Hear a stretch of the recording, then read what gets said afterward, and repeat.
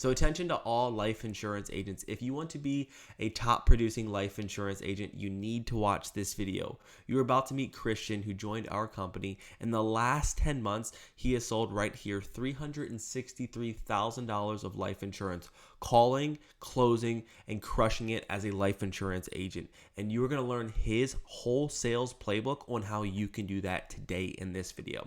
And just for more context on how good Christian is, in the last 4 days, you can see right here, he got 58 leads, he closed 9 sales, and right under $11,000 of premium. So at the end of this video, you're going to walk away with a clear blueprint strategy on how to sell, how to make more money as a life insurance agent, and how to win in 2025 as an insurance agent. Let's do it.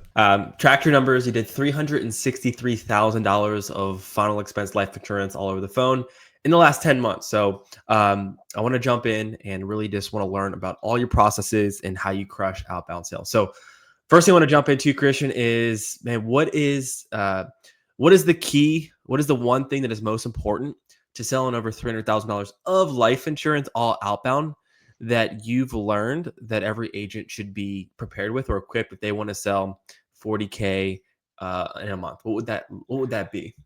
Yeah, I think the biggest thing right off the bat, of course, it comes down to grit. You gotta be able to just want it. In the beginning, it seems like there's, in the first few weeks, you're learning everything. So everything's new and you're really just learning, you're getting it all. It's exciting. Everything's fancy and new and shiny. I think it's after those few months, whenever you know the process, you know what works, you've stuck to the process for so long, you've gotten a few months of sales where, everything works out for you. I think it's after that initial stage where you just got to keep pushing. You just got to keep pushing. You can't get complacent. It's easy to say, oh, this is boring. This doesn't really work. I don't see it like kind of working out. But I think it's really important to just keep that grit with you, even after the beginning, time, whenever you're learning, things are new and fun. But just keeping that throughout.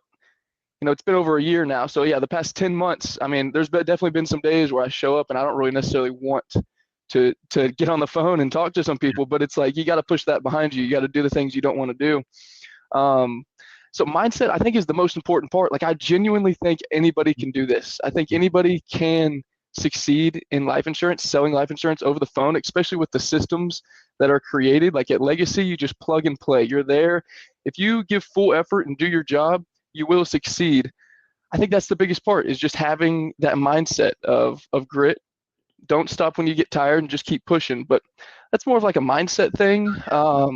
I think the mindset can shift a great week into like a better week, or a decent week into a bad week. When it comes to, we'll kind of touch back on the reflection of mindset, how to have a good mindset. I'm sure that's in your, I'm trying to think through your playbook. Having a good mindset is in your playbook. You have to have that. But secondly, I want to talk about your breakthrough. You went from being a door-to-door, walking around trying to, collect premiums, selling life insurance in person, to doing this all over the phone and mastering the process. If someone was doing like in-person sales right now, or they're looking, should I do in person or over the phone, what advice would you give them? And then talk to me a little about your breakthrough when you like started learning how to do it over the phone after being in such a face or in-person environment. Yeah. So in-person sales, you're obviously limited because it's physical. You gotta be at somebody's doorstep, like at a time and a place. If I could go back, of course, I would. I mean, it's good to learn over the, in-person stuff like that, but over the phone sales is definitely the way to go, just because the potential is way more. Like, there's no way, it'd be really hard to sell $50,000-$60,000 of life insurance face to face. You'd have to have a lot of appointments. You'd have to have a lot of maybe a lot of clients with a lot of referrals and everything like that. Definitely over the phone is the way to go. When it comes to how I feel like I got better, was through just using what I've learned in person. So I literally, in my mind, I'm sitting there, I'm pretending like they're across the desk from me. Of course, I can't see them, so I'll even close my eyes and pretend they're there. But I think it's just being very just present with them on the phone and hearing them out. Like, when you're on the phone with somebody, all they can hear is your voice. All they can hear is your tone, your energy that you bring. They can't see you or anything like that. So transitioning from in person to over the phone, it's almost easier than starting out in person, because you know what to do. You know how to sell and everything. You just have to do that over the phone now. And so, I don't know, applicable things to do over the phone is just you want to be able to connect with the client in the best way possible. And I think the script that y'all have allows you to do that. I think that's why the script is there. It's to get you to connect with the client. The questions, we're asking in this script is to connect with the client, like asking those why questions. Why do you feel like you need the insurance? Like really understanding the client. It's not like one of those things, okay, here's the options, do you want it or not? Anybody can do that and sell 30,000, 20,000. But I think getting successful, like selling 40,000 every single month, comes down to like when I'm on the phone with the client, everything else disappears. I'm listening to their story, their situation. I don't care if I've heard it a million times. I'm going to act like it's the first time I've ever heard it. Sure. When they tell me their daughter is going to have to pay for their burial expenses, put yourself in their situation. Like, okay, it sounds like to me you really do not want to leave that burden behind. Like, are we on the same page there? They feel like you're on the same page as them. Connect with the client. Get them to like you. I think we're kind of rambling now, but I think a lot of people just like personalities over the phone. They like having an agent that's going to be there for life, that's going to like if they feel like you really love them and you actually care for them, it's going to come out on the calls. And I think a lot of people love that. So just caring about the client, being there present with the client, not thinking about anything else when I'm on the calls except for how can I help this client out? They have a problem. I know I can fix it. How can I do that? Let's figure out a way, get them to like me. I like them. We can That's help. kind of, yeah. That's good. So you talked about earlier, you talked about like the grit, and then secondly, you combine that with the mindset being in your playbook. And the third is what you're kind of going into in your sales process of getting people to like you and really genuinely care, which is like a heart thing. But when it comes to your actual tactical part of the sales process, what are like 3 questions that you have to ask every single time in your sales, in your script or in your sales call, that if you leave one of these questions out, you won't make this sale? So what are the 3 core fundamental must hit, like every single time you're in a sales call, you have to ask? What's questions? Yeah. Okay. Perfect. So mindset, you can get that down. Personality, you can get that down. But the questions themselves are very important. The first one, of course, is like, what's the goal? Like, what had you motivated? You ask that off the bat, and that can really get them to open up. Hey, what was it that had you motivated to start looking around to get the life insurance? You're going to find out their goal from that question. If they don't tell you their goal, oh, I was just looking around.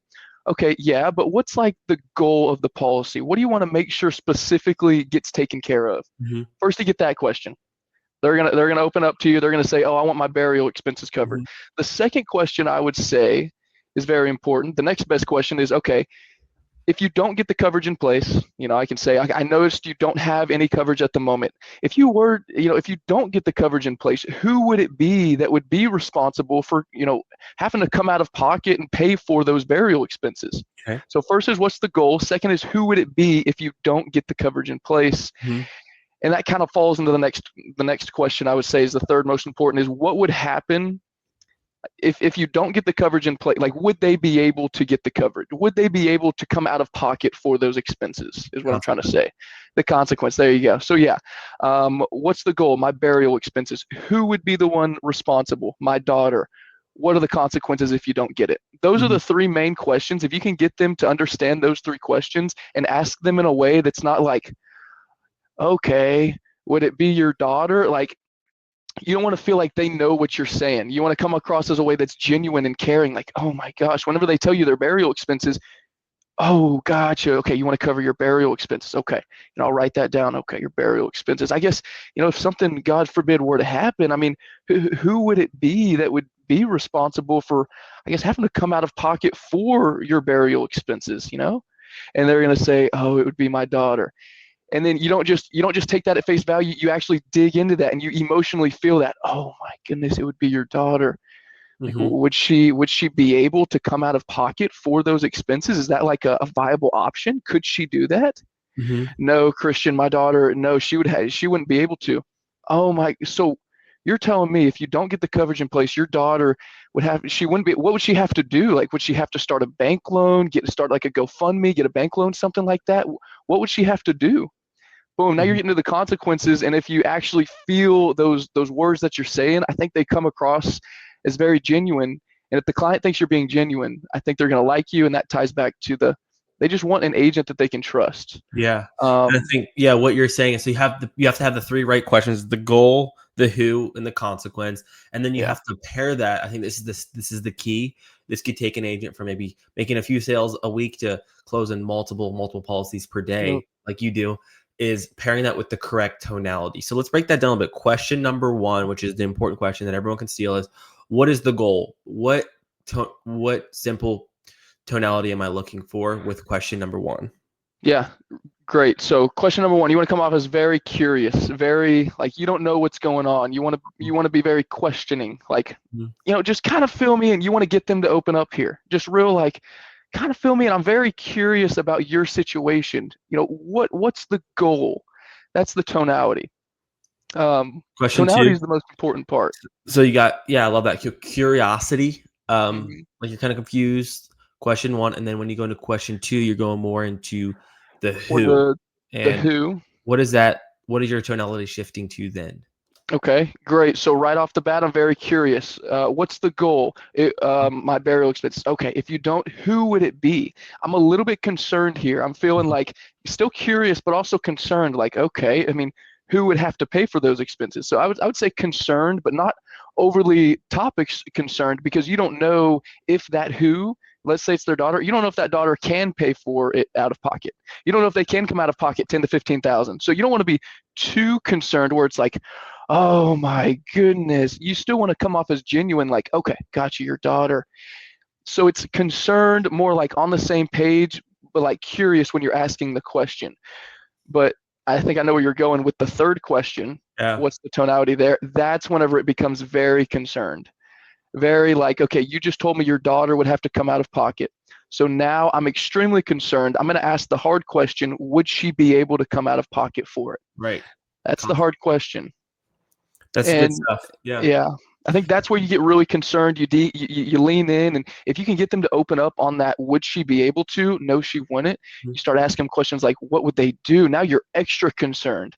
Now you're like, yeah, that's Yeah, you're diving deep. You're getting them to, yeah, yeah, based off your question.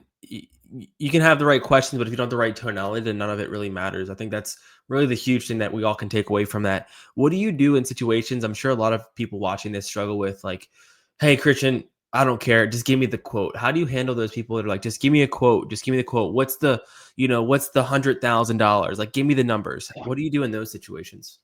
yeah. There's a lot of different ways to approach them. I mean, if it's right off the bat in the intro, it's like a ha ha. Yeah, I want the quote too. Let's just kind of figure this out. I think it depends on who the client is. So when you're warming up to the client, I want to get a good understanding of who this client is and what they're saying. So like if they're just looking for a $50,000 quote, okay, I want to know why they're looking for that quote. But I don't necessarily want to address it and ask them, why do you want 50,000? No, I'm going to just go along with the process, nice and easy. Maybe like make it like not a huge deal. Oh yeah, absolutely. The quotes are loading up here. I really just want to make sure I'm putting you in the best position. I like to Mhm. reinforce, as your agent, I'm here for you. I'm not here to just to get you a policy and say goodbye. I'm here, your agent for life.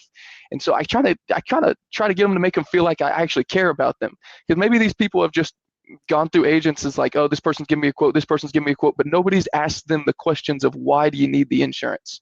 Sure. So in the beginning, I don't take it as serious. I don't think they're serious at all. It's like, I just want the 50,000. Yeah, okay, absolutely. I'm going to get that for you. I'll go through medical. So I ask them exactly, see what they can qualify for. And then in the discovery, I'm going to forget they ever said that. I'm going to say, if they keep bringing it up, yeah, I just want the 50,000. Okay, you want the 50,000, but fill me in. What's the goal of the policy? What do you want to make sure this coverage takes care of specifically? If they can Gotcha. forget about that number, that 50,000, 40,000, forget about that number and go, oh yeah, this kid actually cares. Like, okay, you're right. I want to cover my burial expenses. Okay. I'll even say to people like that, if they're real logical, okay, so really just, right around 15,000 to cover those burial expenses. Do you have any like other large bills or debts you're worried about leaving behind? Sometimes I feel like saying that with logical people gets them to realize, oh yeah, I only need 15,000 for the burial. I'm not leaving any, or I don't have any other large bills or debts. So then I can tell them as the agent, anything over that 15,000 is just an extra I love you gift behind. Wow, you're in such a great spot. It's looking really good for you. I really hope I can be the agent that helps you out here. But you want to stay on script when it comes to those three questions. So what's the goal? You want 50,000, but what's the goal? Find the goal, burial. Okay, so you really only need 15,000. Then Hmm. you forget about it and dive into what would happen if you don't get the coverage. Like, who would it be? Would they be able to? Go Consequence. back to the pain. Yeah, that's good. But what I've learned there is like you're not just giving people quotes because they want the quotes. You're still making sure that you follow the process. You need the clear goal. You need the clear pain. You need the consequence, no matter what. So always never changing your process is really important when it comes to having a great process. Like you walk me through. Like, let's say you give quotes to 10 people. Mhm. How many of those? How many people do you sell? Like this week, you sold. Let's say you sold 10 policies. How many of those people gave you an objection in the close out of the 10? Hmm. Ooh, great question. I don't know. Let's see. So if I'm pitching 10 people, I'd say probably about a few of them would be, lay down sales just because they're liking the personality, they like the flow of the call, they like the Yeah. way things are going. But objections definitely come. But I think it's handling the objection before it gets there. So I don't get too many closing objections because I won't give them numbers unless I got all my ducks in a row. Sure. So those 10 people that I'm giving numbers to, it's probably because I feel really solid. Unless it's just like a gift left behind and there's no real pain, then I could see an objection coming, but I'll still give them numbers just to get an idea. So I don't have like an exact number, maybe probably like half of them, Sure. 3, 4, 5. So let's say anywhere from 30 to 50% are going to give you an objection. If you had Yeah. to hands down teach an agent, like you had to master one objection. Let's say there's all Oh, these main objections. What's the main core objection, number one objection that you yeah. have to like learn that would like help me close an extra one or two policies next week? What would that core objection be? And then we'll role play it. Yeah. All right. So I think the most common objection is I need to think about it. Okay. I think What does that mean to you? to me it means we're not on the same page somehow. We're not connecting, Hmm. because especially if I've gotten the pain, Hmm. I've gotten it all, but you still need to think about it. That means you probably didn't ask a good question in the discovery of what's been holding you back. Why haven't you taken care of this now? Mm. So after those three questions, I always ask the question of, okay, and it definitely seems important to you after all the concerned, it seems important. What's been holding you back? Why haven't you taken care of this yet? And I try to get rid of the objection there. Oh, I've been shopping In the around, can't find discovery. anything affordable. Yeah, in the discovery, take care of the objection. But let's say I do that and we get to the close, and most of the time, I would say most objections are, I just need to think about it, Christian. I really just need to think about it. Yeah. It's not really hard to overcome those. I'd love to role play and give like a framework on how Yeah, I so, like, handle those. everything like, let's say I'm a buyer, like, "Yeah, man, Christian, everything's great, but I just need to think about it before moving forward." Absolutely. I completely understand. I think it's a great idea. I would definitely want you to think about it as well. When you say you need to think about it, Peter, I guess, is it more like the price of the insurance or whether or not you actually need it? I don't know, it's probably just more about I think I need it, it's more about that price. Okay, gotcha. So you do think you need it, but it's more along the price. Yeah, I definitely understand what you're saying. Yeah, I mean, based off what you've told me, yeah, you definitely want that peace of mind to make sure that your daughter, like you said, is taken care of. I guess, do you mind me giving you like a suggestion on what most of my clients like to do in this specific situation? Do you mind giving you a little recommendation of what I normally like to do? Sure. Okay, so normally most of my clients, I can tell it's important to you. I know you definitely you're wanting to make sure that your family's protected, but I don't want to take any food off the table. I want to make sure it fits inside of your budget. So what we can do, instead of starting on that $15,000 policy, what I would recommend, let's just go ahead and start on the lower option of 12,000. This is going to make sure that all of your X, Y, and Z, your pain points, your burial expenses are covered from A to Z, so that your daughter never has to come out of pocket for those expenses. But it also makes sure that your premium stays low, so that you know so that your premium stays low, so we're not taking any food off the table, or really getting outside of our budget. For example, the 12,000, if we could get you approved, comes out to $55 per month. With that $55, is that more like inside of your budget? Does that sound fair to you? That was kind of Yeah. botched, but Yeah, along yeah. those lines. Go for the downside. Yeah, I think it's valuable. So, yeah, identifying, like break that down just really quickly, like, Yeah. framework-wise, just what are you doing? Framework wise, they give me the objection. I want to agree with them. I want to agree and say, I think, I completely agree. It's a valid thing to say. Um, and then I try to isolate the objection. When you say that, so it really doesn't matter what objection they give. When you say that when you say you need to think about it, is it more like the price or whether or not you need it? If you can boil it down to there, is it price or whether or not you need it? You gave me price. And so with price, I want to say, of course, I understand with the price. So I would also recommend, I understand the price. I want to make sure I'm on the same page as you. I want to make sure it fits inside of your budget as well. I would never want to take food off the table of one of my clients. So here's what we should do. And then give a strong suggestion as a downsell. Right there, it was more like asking, but in reality, it's more like, okay, I understand it's the price. Here's what we should do. Let's just go ahead and start you at the lower option. Explain to them what this is going to do. That's going to give you the peace of mind that you're looking for, X, Y, and Z, so that you'll never, leave your daughter with that burden. And as you said, you wanted to make sure it fits inside of your budget. We can just start you out at the lower option. It's still lower premium. We go ahead and get you started. I also love at the end saying, I'll be your agent for life. And so down the road, if you ever wanted to increase your coverage, a few months from now, I do check-in calls. If you ever wanted to increase your coverage, we could always go up. In fact, it's a lot easier to go up in the future than it is to go down. So let's just start you at that $12,000 for $54 a month. Does that sound fair to you? Cool. Yeah, that's good. And you can guys, for the viewers listening in, you can hear that it's not like, well, Mr. James, I'm not even sure if we can get you approved. Let's just see if you're medically eligible, and then we can. You're making sure that you're solving typically the problem before you move into the application. Now, part of your success, I think, comes from having good systems. But just on a very basic question that I get a lot is, man, if I'm a new agent, let's say I just joined a company, how would I know if I have bad leads? So, like, what would bad leads look like, or like, what would be advice for when someone's like joining a company, like knowing if they have good or bad leads? Talk me through that a little bit. All right, perfect. So good or bad leads, obviously the age of the lead, you want as fresh leads as possible. Sure. When it comes to these other 3-letter companies, I've heard of it being where you buy a batch of leads and they send you a spreadsheet of names and phone numbers on it. You don't have any information, nothing's verified. Sure. I would just be what you want to look for whenever if you're looking around to join a company and you're like, what leads, are these leads good? I would look for these things. Speed to lead. How soon ago was that lead generated? If that lead was generated 7-8 days ago, or even 3 days ago, it's not a fresh hot lead. You want the leads that they just filled out the form, whether it's they just sent it in, or they just actually wrote it themselves and called in. As soon as they call in, as soon as they send that form in, you want to talk to them in 30 seconds. That's whenever their emotion's high. They're already buying. They saw the advertisement. They're reading. They just went through a death claim with one of their other relatives, and so now they're calling in.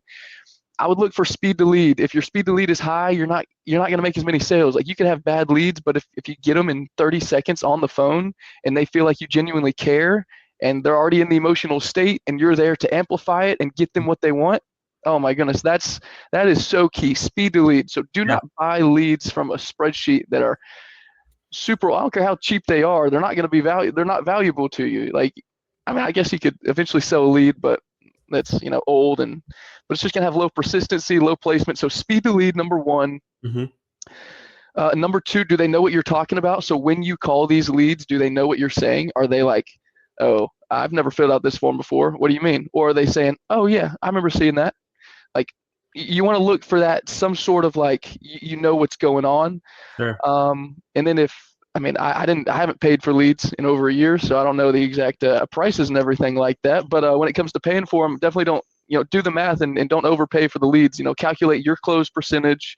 And then I would say your average close percentage, cost of the leads. And I think a lot of people are overpaying for leads. How about product too? How important is that? Because there's people that are out there that are like, so now you know what a good lead looks like, bad lead looks like, but like product, like if fortunately you're like a broker, this is very controversial in the insurance world. You have like 7 or 6 or 8 different carriers to be able to sell, right? Do you think you could still sell 40K, or to be harder if you're just selling like 1 or 2 products and that's all you're stuck with? Like what is, why do we don't talk about this a lot, but like how important is having a good product to sell? Yeah, I think it's one of the most important things, because a lot of my clients come to me saying, Christian, I have a policy with I'm not gonna say any names, but I have a policy and I think I'm overpaying. A lot of my clients come from, oh my goodness, you're absolutely overpaying. I love those clients that already have coverage and they're looking for something more affordable because I know you've been through the process. I know you can trust somebody else to give them your information. So I know you're willing to do the insurance or get the insurance and go through the process. Now I just had to find you a cheaper policy. That's where a lot of the sales come from. And so if you don't have the products in your back pocket, there's going to be no way that you can, outbeat a quote from somebody if they got it a few months ago or even a few years ago. But having the products gives me that confidence. I love saying that I don't tell the clients necessarily that I'm a broker. I just say I work with all 26 companies here in the state or all 30 companies here in the state. That's one of the tactics I use to get them on my side. Like, I'm fighting for you here. I'm doing my best. I'm going to look through all of these companies. People that only sell one or two carriers, like you can't really say that. And so the conviction, I feel like, goes down even for yourself. At that point, you're just trying to get them a policy at your company. You don't know if it's the best option or not. For me, I got that conviction. I know for a fact, Miss Betty, this is the best option for you. And then at the end, in the wrap up, I can tell them, if any other agent comes to you and says there's a more affordable plan, I want you to be very skeptical, okay? Because I had a client a few weeks ago. Agent came to him and found their policy 50% off. We went and looked at the policy. It only paid out in case of an accident. It was just an accidental policy. And so I tell my clients that after every single call. I say, hey, I know for a fact we're in the best situation. If something comes to you and it seems a little too good to be true, give me a call. I've had clients call me and say, hey, something seems too good to be true. It all comes back to the product. It's because I could sell them this product whenever another agent was trying to sell them a product that they didn't get approved at day one, so they have to go graded. It's like, no, there's other day one options available, Miss Betty. Let's go ahead and go through the options for you. I'm fighting for you. We're going to be, I'm going to take care of you for life. Yeah, that's really neat. So like if we're adding to the playbook, the micro skills, you have the mindset, you have the focus, you have the sales skill, you have the objection handling, you have the product knowledge, you have a lot of these little core things. Learning products hard, learning how to underwrite hard, learning how to do the sales process is hard, learning how to master the intros hard. What are, I think, a few other core skills that would help an agent get to a place where they're selling, over $300,000 in a year or selling consistently $40,000 in a month? What would be another page out of your playbook you think would be crucial? Yeah, I know you mentioned underwriting, but I don't think we've talked about it enough. I think the underwriting section is it's the beginning of the call. So it's right off the bat, like right after I tell them how I work, how I do things. I work with all 26 companies. Now we're going into the underwriting. So to see how I can help you best, are you a smoker? Do you use any tobacco or nicotine products? I come off as very lighthearted, happy-go-lucky. Everything's fine, Miss Betty. Hold my hand and we're going to be perfectly fine. I'm going to take care of you. But when it comes to the underwriting section, if you're sloppy, if you're slow in underwriting, if the client can tell you don't know what you're talking about, if they say blood pressure medications and you can't list off lisinopril, amlodipine, losartan, metoprolol, hydrochlorothiazide, or you don't know these medications, I think it's more like when you do know the medications, the client sees that. So being professional in medical underwriting, when you're asking the questions, were you ever diagnosed with diabetes? Yes. Okay. Don't skip a beat. Metformin or insulin? What are you taking? Oh, you're taking Jardiance. It's not a problem there. How's your A1C reading looking? Okay, great. Now moving on. Any anxiety, depression, schizophrenia? Yeah, I take an anxiety medication. Okay, just you got to know the medications. Is it Zoloft, Prozac, Wellbutrin? Yeah. I think whenever I'm sharp and I'm quick there, it just gets the client to be like, wow, this guy, not only was he happy and friendly with me in the intro, but he knows his stuff in medical. So having a swift, clean medical where if they tell you something and you can name the medication they're on, I think you've got them there. Like, that's a great spot to be. So just hone in on more medical. Understand that, okay, when I sell this company, when I have diabetes with neuropathy and insulin, I can't go here. I can only go here. So now I'm only going to ask the questions that these would knock out. Yeah. So, okay, have you had any hospitalizations? No. Okay, that takes that out. That takes that out. I don't need to ask you questions like, have you had any liver diseases or kidney problem? Like, understanding the medical, I think it just comes from reps. Doing it so often is so important because it adds just that extra credibility layer. They really trust you more whenever you can name medications that they can't even pronounce. if that makes Yeah, sense. that's great. You become a professional. You also become more efficient too, because if you're spending 30 minutes or 20 minutes in the underwriting compared to Yeah, 5, that's 15 minutes. Let's say you do 4 of those a day. That's an extra hour, potentially an hour that you can get on the phones, like just actually selling. If I'm exactly. a Yeah, new agent coming in, I have to learn how to sell. I have to learn how to, close. I got to learn how to do application. There's a lot to learn. What do you yeah. think the best way, knowing what you know now, where if I had to become a medical expert, like what would my training, how would you train me? What would you tell me to do? Mm. If you need to become a medical expert, I think that comes from just reps, just putting in the reps. Like whenever you're on the call with somebody, so whenever you're actually putting in the reps and you're on a call with somebody, if they tell you something and let's say you have like a little like recognize patterns is what I'm saying. So I think medical efficiency just comes over time, but you can shorten that if you listen to other people's calls. So if you even if you listen to your own calls or listen to other people's calls, you don't have to take the time to put in the reps. Mhm. You can just listen to other reps. But don't just listen to them. You want to actually listen to them, take notes on them, understand kind of what's being said. Um, I would say just take notes on other people. If you're having a problem with medical, take notes on other people's medical calls, or medical Sure. sections of their calls, because you're eventually going to get it because it happens so much that if you actually pay attention and you actually like want to figure out the medical, it's not that hard. Anybody can figure it out, but it's actually like trying to figure it out. So just yeah, just be more like conscious in that section. Listen to other people's Yeah. calls. Like, oh, why did Brian not ask if he had any hospitalizations in the past 2 years? He only said past 6 months. Oh, because he already knocked out this carrier and this carrier. To get more efficient, it's to know those shortcuts. And so to Mhm. know the knockout questions for each company's, maybe just write down the knockout questions. But honestly, I don't think that's if you're a new agent, you want to know the discovery, what we talked about in the beginning. You want to know the pain point, get to the pain point.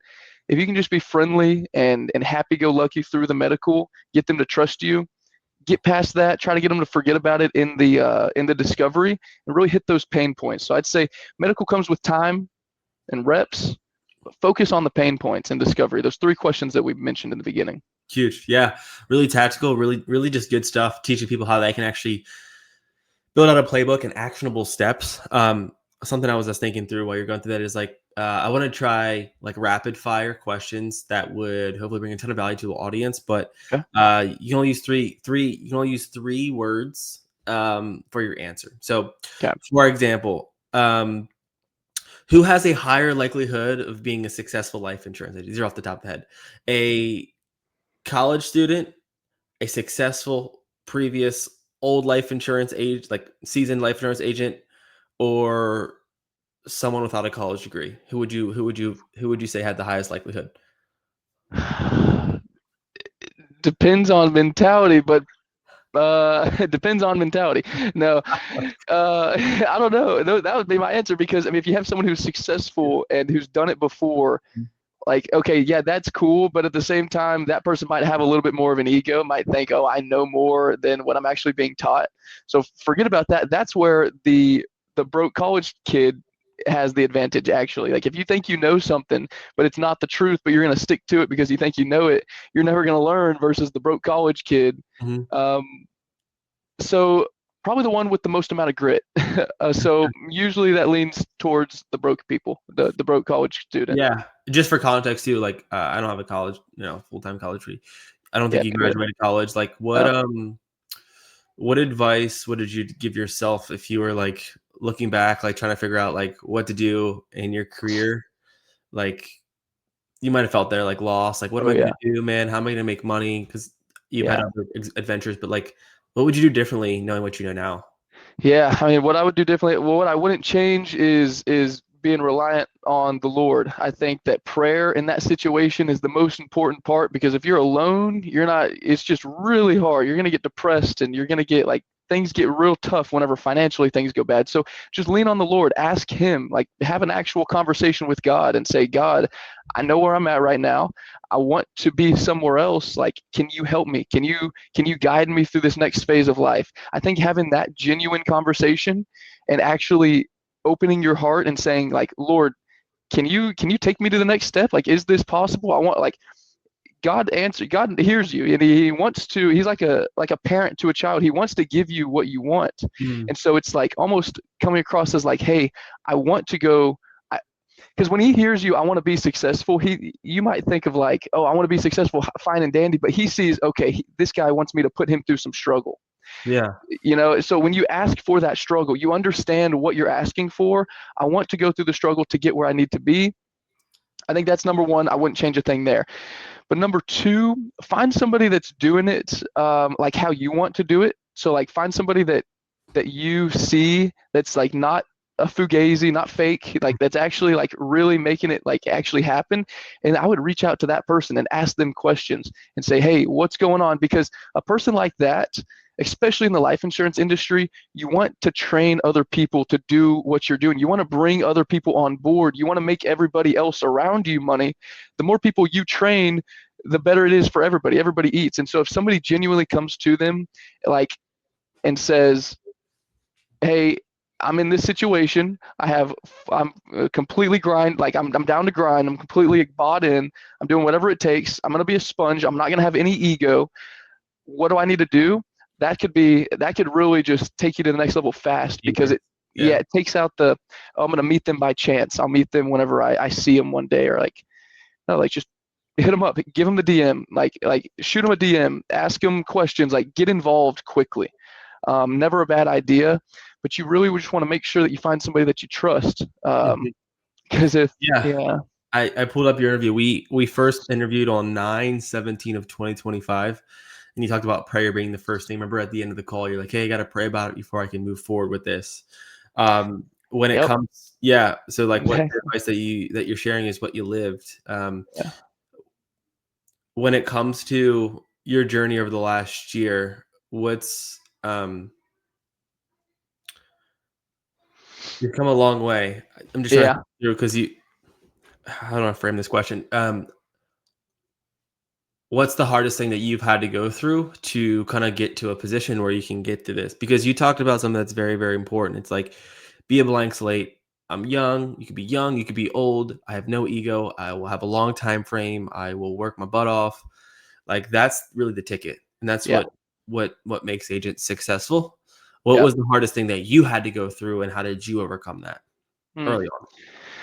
Yeah, early on, I mean, when it comes to life insurance in general, whenever I got in, I was just a sponge to begin with, because I was in a low spot. Like I've been negative $50,000 in debt before. Like I had $30,000 of credit cards. I had a motorcycle payment. I didn't know how I was gonna, get that done. Long distance relationship with my girlfriend. Wanted to make sure everything worked out. Like, been in the dumps. And so for me, it's like whenever I came into life insurance, that's just how it was for me. I knew where I was. I knew like how low I felt. Like I felt very low, but I was also like leaning on the Lord to get me out of this. And so whenever I was praying, I was genuinely asking, like, am I doing good? Like, is everything okay when I'm praying to God? And so, man, I don't know. I think it's just sticking with it. Like, even if you have a big problem, taking care of it one day at a time is so important. If someone's in a financial hole like you, do you think they can dig themselves out if they become really good at becoming a life insurance agent? Absolutely. Yeah. And you will be good, especially if you're in a hole like that, but you won't dig yourself out of the hole if you're not going to be a sponge, if you're not going to show up late, if you're not going to have the hard work. Realize you got yourself into that hole. Like, it's nobody's problem except for your own. Yeah, bad situations happen, whatever, but you're in that problem. That's your fault. So do your best to get yourself out of it. You definitely, if you are in that position and you're hungry and you're actually not in there thinking, oh, woe is me. How did you keep your mindset so sharp? Because like, I'm sure if you're $40,000 or $50,000 in debt and you like don't close a sale, you're like, damn, that could help me pay off my debt. How did you stay mentally sharp and like non-emotional in those moments? Because a lot of people, they become desperate in those moments. How did you kind of keep your poise in those situations? What was your mindset? My mindset was, even coming into Legacy over a year ago, was I'm going to give my 100% effort 100% of the time.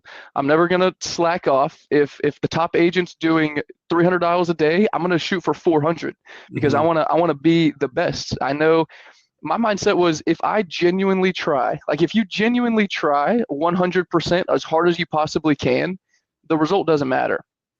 Like it's all about if you genuinely try, because people can say they try, but they don't genuinely try. So at the end of the day, like if you put 100% effort in, if you know you're slacking and you don't get the results you want, it's on you. But if you know you're giving 100% effort, you're actually being real with yourself. You're not saying, yeah, I did try as hard as I could, but deep down you actually know you didn't. If you actually try as hard as you can and put in 100% effort and you still fail, that's just not the route you're going to go on. Or just try again. Like, yeah, I don't know. I see it as like a no-brainer. Like if you're in that spot, being a life insurance agent, especially at Legacy, the way that y'all have set it up with no risk, like I came in here with a bunch of debt and then I came out and I have no debt. Like, yeah. So it's like one of those things, like y'all, Legacy gives you the opportunity to try really hard to be a business owner with no debt, with no risk really. It's all rewards. So you make a sale, you get it. And so if you're really trying, your back's up against the wall. Mm-hmm. Try as hard as you can. If you fail, try again. I just don't see you failing in the life insurance industry if you really are trying your best. So I would just say try and lose the ego. That's Dude, really I love that. I think that's so. You have to definitely humble yourself, and you have to, I think that's the biggest thing is people either trying to get rich quick in this industry or aren't willing to take the advice. But you're playing the long game, you can win, and then you can ultimately build because now you're in a place where you're looking to build. So, like, if anybody's like a new agent, maybe they're like, you're in your early 20s, like that are 20 that want an opportunity that didn't know what industry, like, how can they get a hold of you and like how can you help them as well? 100%. Yeah, I would love if anybody wants to reach out. I've been an agent at Legacy for over a year now and have been just grinding every single day. If you want to know like is it possible? What is the roadmap? There's a roadmap here. If you want it from the agent's perspective, just send me a DM on Instagram at christiansmith.11, I think it is. At christiansmith.11, you can just reach out. And I'll be open and honest with you. Everybody I talk to, they'll tell you I'm an open book. I'm not here to share secrets. I'm not your diary. So like if you have questions, come to me and I will tell you everything. Like I'm here to really help people win. And I know this opportunity does change life. So if you're really in a hard spot, if you're in $10,000 of debt or you failed as an agent, I would really consider giving Legacy a shot just because it's no risk. And if you succeed, they're now opening up the brokerage division to have an uncapped amount of income. And so you'll start out and you'll make a bunch of money if you're good with no risk. And then if you're actually good, you can make a literal uncapped amount of money. So I don't know, big opportunity at Legacy. Send me a DM if you really have any questions. Seriously, I'd love to help people out from the agent's perspective. Of course, Peter's there, but I've been an agent here, so. Yeah, I love y'all learn a ton from Christian, and he's gonna be documenting his journey. So definitely just tune into his like Instagram. He'll be documenting his journey throughout the way, and just our goal is to help as many life insurance agents, and we're gonna build the largest and best final expense company that's gonna change the most amount of lives. So Christian, appreciate you being here, and y'all should definitely hit him up, and he'll keep spilling the beans and sharing with you guys really what it's like to win in the industry. Thanks, buddy. Let's go. Thanks, Peter.